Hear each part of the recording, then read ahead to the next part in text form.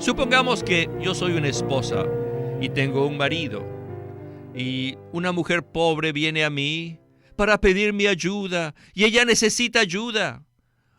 Como esposa, ¿qué debo hacer?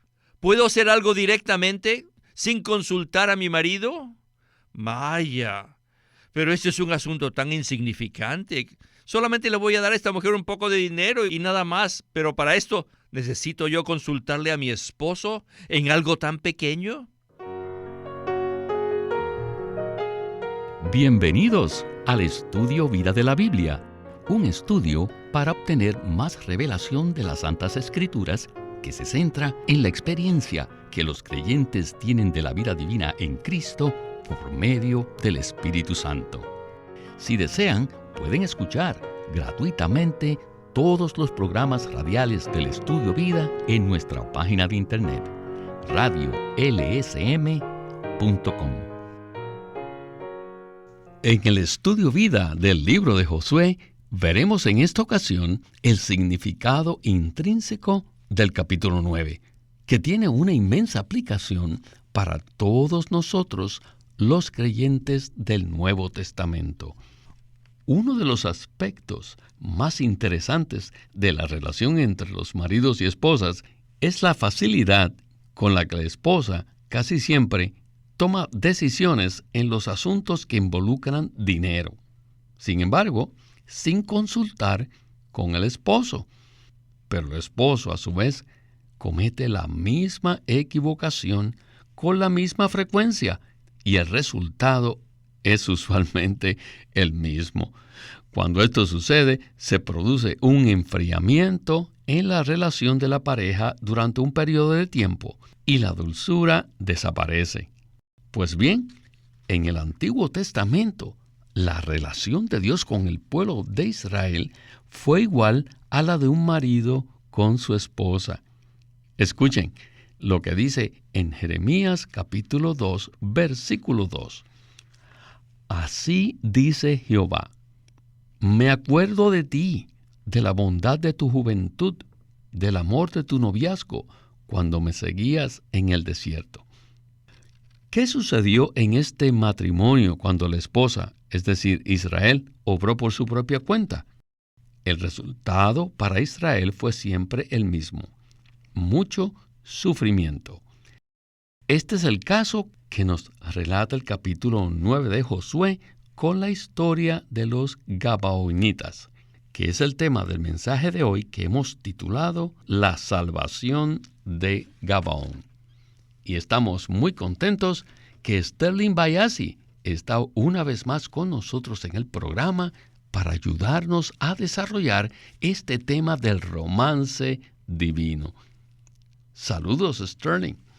Me siento muy contento de estar en el programa, en especial para hablar acerca del romance divino y la relación tan sensible que existe entre el marido y la esposa.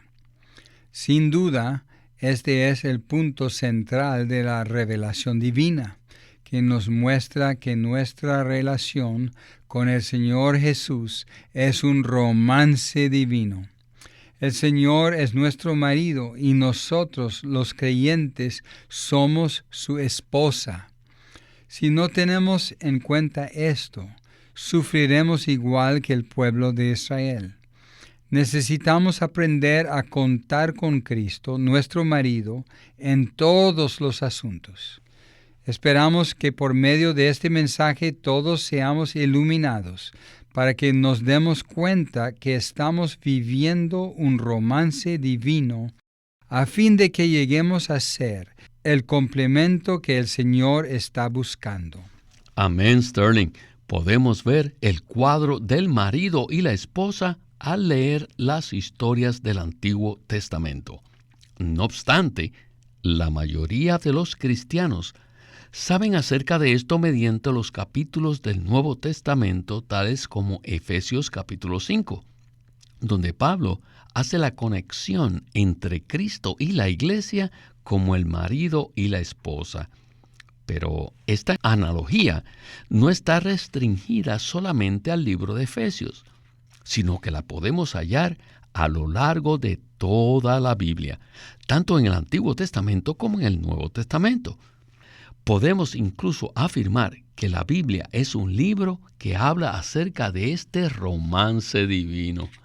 Bueno, en este mensaje vamos a regresar un par de capítulos a Josué capítulo 9 para hablar acerca de los gabaonitas, los cuales eran habitantes de la buena tierra y estaban incluidos en la lista de aquellos que el pueblo de Israel debía aniquilar por orden de Dios. Para ese momento, los gabaonitas ya habían escuchado acerca del éxito que el pueblo de Israel había obtenido en Jericó y en Ai. Como ellos se habían dado cuenta que Dios estaba con Israel, se idearon una estrategia e inventaron una historia a Josué y al pueblo para lograr que los trataran de manera más suave, al decirles que venían de un país extranjero. En cuanto a esto, en Josué 9:6 dice lo siguiente: y llegaron a Josué al campamento en Gilgal, y le dijeron a él y a los de Israel: nosotros venimos de tierra lejana, haced pues ahora pacto con nosotros. Luego, en los versículos 14 y 15, vemos la respuesta de Israel. Y los hombres tomaron de la provisión de ellos, sin pedir el consejo de Jehová. Y Josué hizo paz con ellos, e hizo con ellos pacto, dejándoles vivir. Y los líderes de la asamblea se lo juraron. Pues bien, necesitamos enfatizar la frase sin pedir el consejo de Jehová. El pueblo de Israel actuó independientemente de Dios y, como veremos, el resultado fue negativo. Con estos versículos y esta palabra de introducción, escuchemos a Witness Lee en el primer segmento. To study the Old Testament histories and prophecies.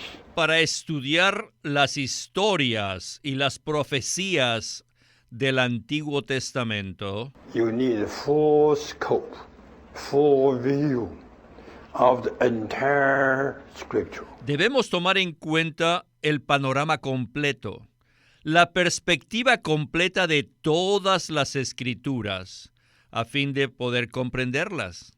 Y así podremos aplicar los principios de la economía neotestamentaria de Dios, los cuales se encuentran en toda la Biblia. Este capítulo nos revela cómo los hijos de Israel fueron engañados por los gabaonitas. Ellos fueron engañados. Fueron engañados porque actuaron como una esposa que se olvida de su marido. Lo que ellos hicieron fue exactamente lo mismo que hizo Eva en Génesis 3. La serpiente astuta quiso tentar, seducir a Adán, pero no se atrevió a ir a él directamente. Más bien, Satanás se dirigió al complemento de Adán, a la mujer, pues Satanás sabía que era más fácil engañar a una mujer que al hombre.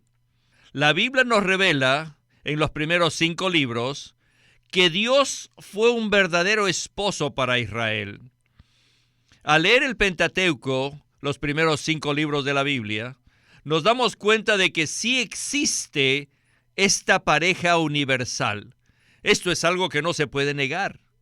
Dios llegó a ser el esposo y el hombre llegó a ser la esposa.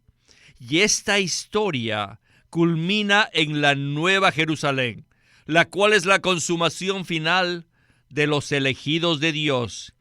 Y allí, en los nuevos cielos y la nueva tierra, habrá una esposa. Y con esta esposa hay un romance divino en el universo. Dios y sus elegidos son la pareja.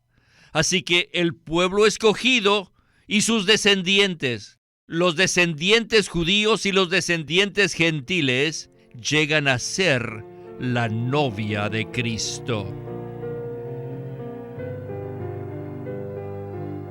Sterling, toda la Biblia nos revela que Dios creó la humanidad para ser su complemento, o sea, su esposa, así como Eva lo era para Adán. Por supuesto, después de la caída del hombre, las cosas cambiaron. Y más adelante, Dios seleccionó a Abraham y al pueblo de Israel para ser su esposa. Y en el Nuevo Testamento debemos ver a la iglesia, los creyentes, en el mismo contexto. ¿No es así? Claro que sí, Víctor. En cuanto a esto, el capítulo 5 de Efesios dice claramente que la iglesia es la novia de Cristo. Esto nos indica que la relación entre Cristo y la iglesia debe ser la de un romance dulce. Incluso el Nuevo Testamento culmina con esto mismo en la Nueva Jerusalén. En Apocalipsis 21:2 dice: «Y vi la santa ciudad, la Nueva Jerusalén, descender del cielo de Dios, dispuesta como una novia ataviada para su marido». Aquí podemos ver claramente que la Nueva Jerusalén es la novia que desciende del cielo, ataviada para Dios, quien es su marido. Esto nos indica que en toda la Biblia se relata la historia de un romance divino. En el Antiguo Testamento, el pueblo de Israel fue la novia de Dios, y ahora los creyentes del Nuevo Testamento somos la realidad de esa novia. Y por eso nuestra relación con el Señor debe ser muy íntima y dulce. En 1 Corintios 6:17 dice que el que se une al Señor es un solo espíritu con Él. Esto significa que nuestra relación con el Señor es la unión de la vida divina con la vida humana. Es la mezcla de la naturaleza divina con la naturaleza humana.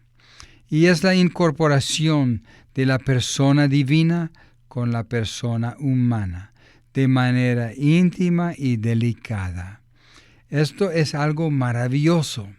Así que esperamos que a través de la historia que nos presenta el libro de Josué, al igual que el hablar del Witness Lee, podamos ver que la verdadera historia de la Biblia es el romance divino. Nosotros los creyentes debemos vivir nuestra vida cristiana en este contexto, gobernados por la visión del romance divino. Y después de escuchar esto, espero que todos podamos decirle al Señor: «Oh Señor Jesús, te amo», y que además seamos sensibles y estemos abiertos a Cristo, quien es nuestro marido. Amén, Sterling.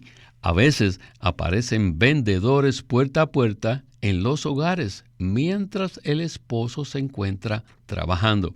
Le hacen una rápida presentación al ama de casa y terminan vendiéndole algo que normalmente no necesitan. Luego, cuando el marido regresa, la compra ya está hecha y entonces, ¿qué sucede? El marido se disgusta. Pues bien, necesitamos aprender a asumir la posición de esposa y a consultar todo con nuestro marido, Cristo, antes de hacer cualquier cosa. Eso nos salvará de sentirnos frustrados en nuestra dulce relación con Él. Bien, regresemos a Witness Lee para escuchar otro interesante segmento de este mensaje. Adelante. In the Old Testament, how many times En el Antiguo Testamento, muchas veces, God repeatedly say, I am your husband. Dios mismo se refiere a sí mismo como el marido y les dice a su pueblo: tú eres mi esposa. Esto lo podemos ver en Isaías, lo podemos en Jeremías, lo vemos en Ezequiel y en Oseas. Pero, ¿cuándo se casó Dios con su esposa? Bueno, el mejor versículo que nos da un indicio de esto es Jeremías 2:2, que dice: así dice Jehová, me acuerdo de ti, de la bondad de tu juventud, del amor de tu noviazgo, cuando me seguías en el desierto. Hubo un noviazgo cuando Dios cortejó a Israel. Necesitamos al menos un año para cortejar a nuestra pareja. Entonces, When were God dating with Israel? ¿cuándo cortejó Dios a Israel? I'm not joking. I'm speaking the truth. No estoy bromeando, hablo la verdad. You do have this word. Tenemos este versículo. Me acuerdo de ti, Israel, ajá. Y la bondad que tú tenías por mí y el amor de nuestro noviazgo. Dios primero sacó a Israel al desierto y de allí los trajo al Sinaí. Dios cortejó a Israel. Primero los sacó de Egipto y luego los llevó al desierto y de allí los llevó al monte Sinaí. Pero ¿saben qué? En el monte Sinaí no fue el cortejo, porque cuando llegaron al Sinaí, Israel ya se había enamorado de este varón. Sinaí no era el lugar para el cortejo, sino fue el lugar del matrimonio. Antes de llegar al Sinaí debe haber habido un cortejo. Considérenlo. Así que el cortejo ocurrió en el desierto. Todo cuanto Israel quería y necesitaba, Dios se lo podía suministrar. Así que para Israel, el Dios triuno era algo así como un superhéroe. The only hero, the top hero in the universe is the triune God. El único héroe del universo. He is the real hero. El único héroe es el Dios triuno. Amén. What do you want, Israel? Es como si Dios le hubiese dicho a Israel, ¿qué deseas, Israel? ¿Qué te hace falta? Yo tengo la sabiduría, la habilidad, el poder, la autoridad para hacer cualquier cosa por ti. ¿No creen que cuando Israel llegó a Sinaí, ellos ya habían tomado la firme determinación de casarse? Yo voy a casarme con esta persona. Sterling, cuán dulce ha sido el segmento anterior. Aunque Efesios menciona que la iglesia es la novia y que Cristo es el novio, necesitamos también los capítulos del Antiguo Testamento para poder ver todos los detalles de este romance divino. Entonces, ¿qué nos puede usted comentar al respecto? Al escuchar el segmento anterior, me acordé de cuán preciosa y dulce es nuestra relación con el Señor Jesús. Recuerdo un mensaje que dio Witness Lee hace tiempo y que se tituló El romance divino en el estudio vida de Romanos. Creo que ese mensaje nos muestra cómo debería ser nuestra relación con Cristo. No estamos en medio de una relación que está llena de deberes religiosos, sino en una relación de amor. En el Antiguo Testamento, el Señor se enamoró profundamente de Israel como su pueblo, pero ahora en la realidad del Nuevo Testamento estamos nosotros, la Iglesia. Aunque el Señor le declaró su amor al pueblo de Israel en Jeremías, aún así ellos fueron muy indiferentes.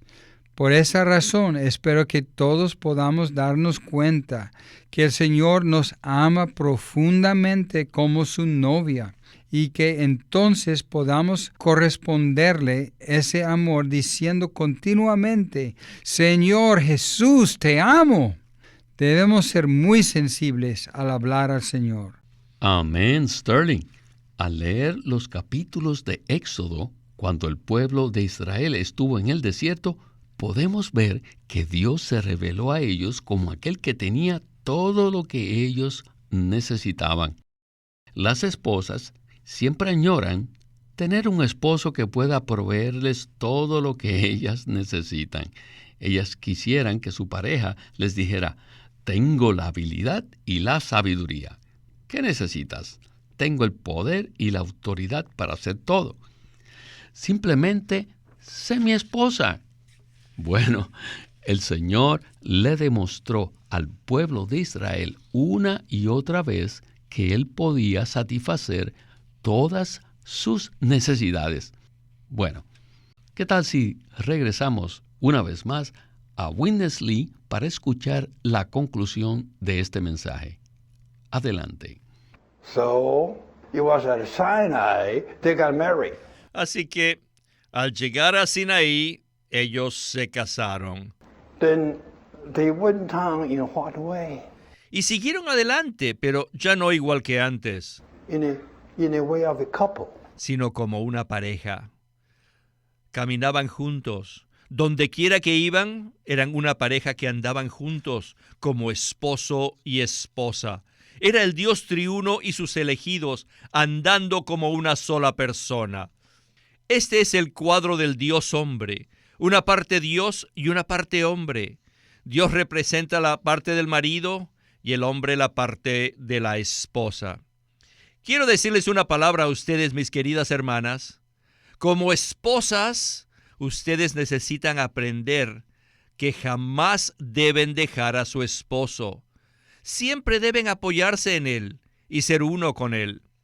Supongamos que yo soy una esposa y tengo un marido, y una mujer pobre viene a mí para pedir mi ayuda, y ella necesita ayuda. Como esposa, ¿qué debo hacer? ¿Puedo hacer algo directamente sin consultar a mi marido? Vaya, pero este es un asunto tan insignificante. Solamente le voy a dar a esta mujer un poco de dinero y nada más, pero para esto, ¿necesito yo consultarle a mi esposo en algo tan pequeño? En este ejemplo que acabo de darles, la mujer pobre representa a los gabaonitas, que vinieron a pedir ayuda a Israel. Ahora, ¿qué debería haber hecho Israel? Como esposa, ella debería haber ido a su esposo para consultarle. Pero lamentablemente esta querida esposa actuó sin pedir consejo de Jehová. No aprendió el hábito de consultar al esposo. Entonces esta esposa independiente e individualista fue engañada. Ella perdió su protección, perdió su salvaguarda. Recuerden mis palabras. Si queremos ser la esposa del Señor, debemos ser uno con Él todo el tiempo. Este es el significado intrínseco de Josué capítulo 9. Pues bien, Sterling, quisiera saber quién hasta ahora ha hablado acerca del significado intrínseco del capítulo 9 de Josué. La mayoría de los cristianos conocen las historias que narra la Biblia, pero muy pocos hablan acerca del significado intrínseco de esos pasajes y cómo se reflejan en nuestro andar cristiano. La verdadera vida cristiana consiste en que nosotros, los creyentes, como esposa de Cristo, siempre vivamos juntamente con Él como nuestro marido, siendo uno solo con Él. Esto quiere decir que la única manera de poder tener una vida matrimonial placentera consiste en que la esposa sea uno con el marido. Sin embargo, Israel jamás aprendió a ser fiel en este aspecto. ¿No es así? Es verdad, Víctor. Si leemos este capítulo de una manera superficial, veremos solamente la falla de Israel y el pacto que ellos hicieron con los gabaonitas. Pero necesitamos ver que nuestra relación con el Señor Jesús es muy preciosa y que el significado intrínseco de esa relación es que tenemos que ser uno con el Señor todo el tiempo. Quisiera dar un testimonio personal al respecto. Al observar al hermano Lee durante tantos años que estuve cerca de él, puedo testificar que este hermano verdaderamente practicaba ser un solo espíritu con el Señor. Él continuamente estaba verificando todo lo que hacía en su vida cotidiana. Él solía decir, Señor Jesús, ¿será que soy uno contigo en esto? Ciertamente eso fue para mí como un modelo. En resumen, quisiera decir que si hay algo que siempre debemos recordar del capítulo 9 de Josué, es que necesitamos ser aquellos que practicamos ser un solo espíritu con el Señor en todas las cosas. Necesitamos practicar esto, ya sea que estemos conduciendo el auto, o en la tienda, o hablando con nuestra esposa, o en cualquier otra situación. Amén, Sterling. Casi siempre usamos el ejemplo de conducir, pero me llama la atención que usted mencionó la manera como hablamos con nuestra esposa. Sería maravilloso si antes de decirle algo brusco a nuestras esposas pudiéramos detenernos y consultar con Cristo, nuestro marido. Sin duda, seríamos salvos de muchas experiencias poco placenteras. La gran mayoría de veces, el Señor nos dice que nos detengamos, pero nosotros queremos seguir hablando sin parar, y como resultado, terminamos en la misma condición del pueblo de Israel, por no pedir el consejo de Dios. El Señor es muy rápido, no solo para pedirnos que nos detengamos, sino además para extender su gracia sobre nosotros y darnos su suministro. ¿No es así? Así es, Víctor. Cuán precioso es este libro de Josué, que nos introduce en esta relación íntima con Cristo para el cumplimiento del propósito de su economía eterna. Amén, Sterling. Bueno, el tiempo se nos agotó y debemos detenernos aquí. Le agradecemos su compañía y sus comentarios en el Estudio Vida de la Biblia con Witness Lee. Gracias por invitarme a este mensaje tan especial. Este es Víctor Molina haciendo la voz de Chris Wilde, Sterling Bayasi, la de Dick Taylor, y Walter Ortiz, la de Witness Lee.